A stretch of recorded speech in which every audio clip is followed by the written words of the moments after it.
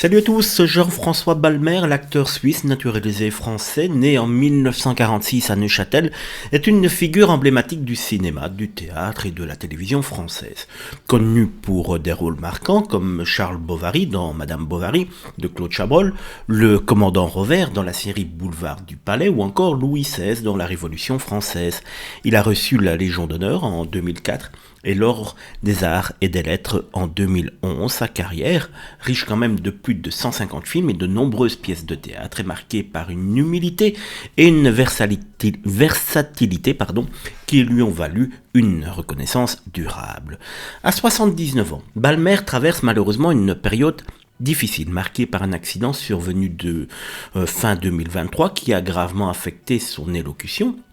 Cet incident, dont les détails précis n'ont pas été rendus publics, il pourrait s'agir d'un AVC ou d'un traumatisme cérébral, bien que non confirmé, l'a contraint à une rééducation intensive et a remis en question sa capacité à exercer son métier où la voix est centrale. Malgré cela, l'acteur a fait preuve d'une résilience remarquable.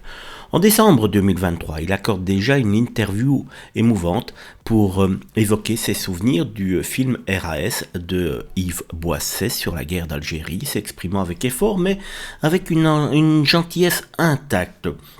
En décembre 2025, Balmer effectue un retour triomphal sur scène au Silo du Lac à Renens, en Suisse, dans une mise en scène de son épouse, la comédienne et metteuse en scène Françoise Petit. Il y incarne un rôle muet, un fantôme dans l'adaptation de Le bonheur conjugal de Tolstoï, aux côtés d'Anne Richard, un choix astucieux qui met en valeur sa présence physique et son expressivité non verbale. Ce spectacle, qualifié d'inespéré, explore la psychologie du mariage et symbolise son refus de se laisser abattre. Je fais 500 mètres dans la rue et on m'arrête. Les gens sont déférents sans forcément savoir que je m'appelle Balmer, confiait-il en 2016, soulignant déjà son attachement à la reconnaissance humaine plus qu'à la gloire. Bien que toujours en vie et actif en 2026, cette épreuve physique semble incarner pour Balmer une fin de vie assez compliquée au sens d'une confrontation aux limites du corps et de la profession. Loin de la retraite, il transforme l'adversité en opportunité artistique, fidèle à son parcours d'autodidacte, bourru et spirituel, guide de montagne, sonneur de cloches.